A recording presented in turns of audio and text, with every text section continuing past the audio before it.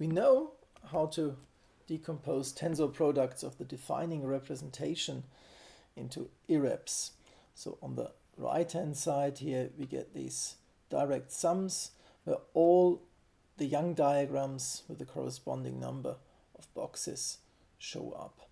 So for example, defining times defining, and then we get symmetric plus anti-symmetric.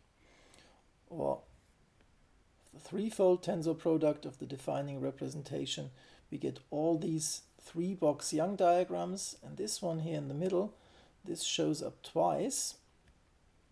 And why is that?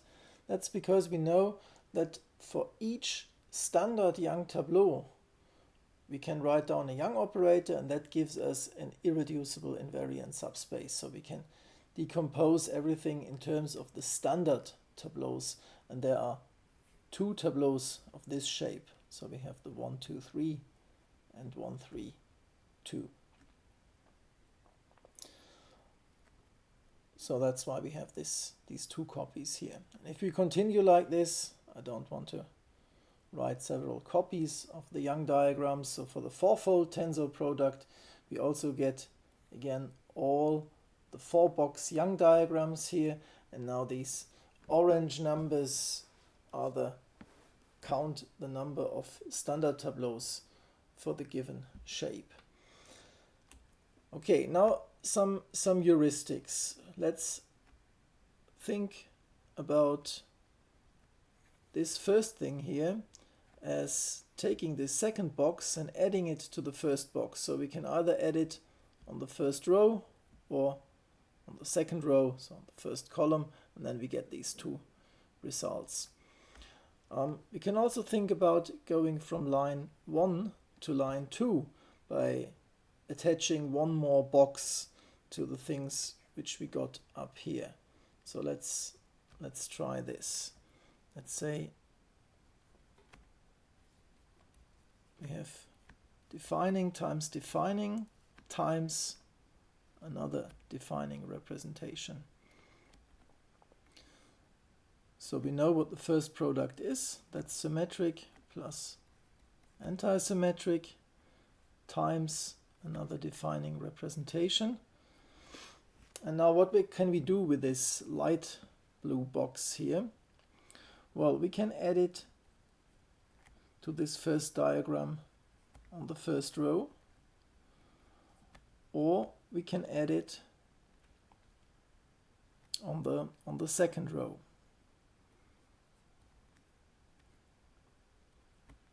Here. So this is this times this. Gives this result here, these 2 terms. And now we have to multiply the antisymmetric tensors with another defining representation. Now we can add this extra box here in the first row. We cannot attach it on the second row, because that wouldn't give us a Young diagram if we add something here, and the second row would be longer than the first row. But we could add it here at the bottom. And this is exactly what we found up here. And in the same way, we can also go from line 2 to line 3. Try this, and you also get the multiplicities right. And of course that makes sense, because if we think of these different terms here, as we said before, in terms of the standard tableaus, then think of the box which we add here as the box with the highest number, and then this distinguishes the 2 cases, so where the 3 is in these 2 diagrams here. Okay. What about grouping things differently? Let's take this 4-fold tensor product here, and let's say we group like this. Now we know we get, in each of the factors, we get symmetric plus anti-symmetric. Tensor, the same thing again.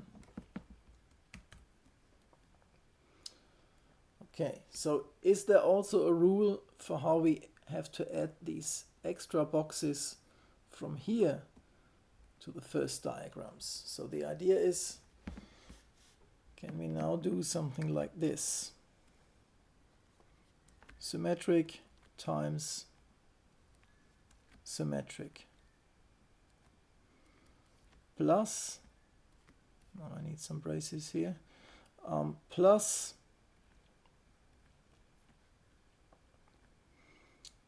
symmetric times anti-symmetric plus, now it's anti-symmetric times symmetric, and finally we have anti-symmetric times anti-symmetric.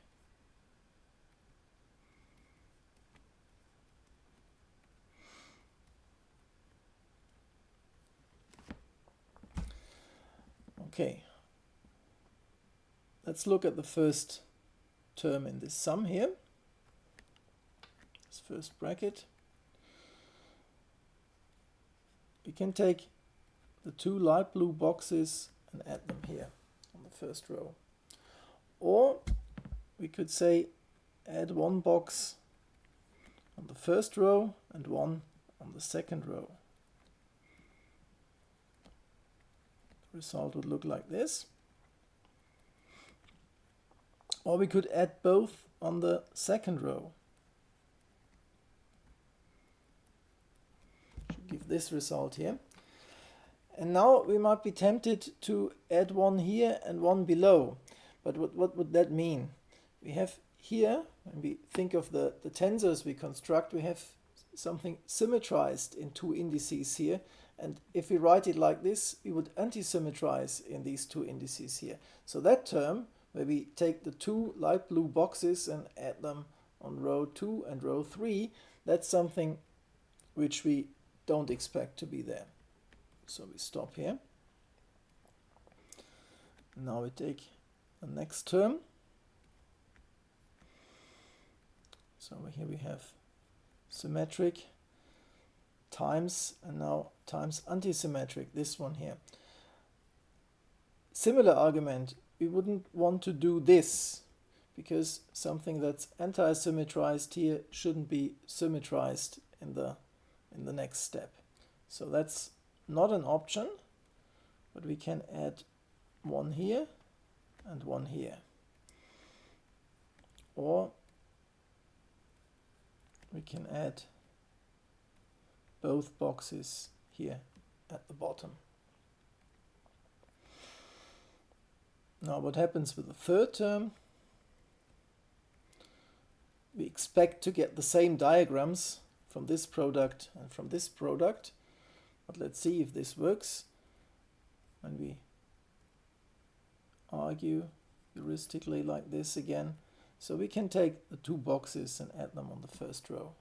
But then we cannot add one on the first and one on the second, because then we have this symmetric anti-symmetric thing again.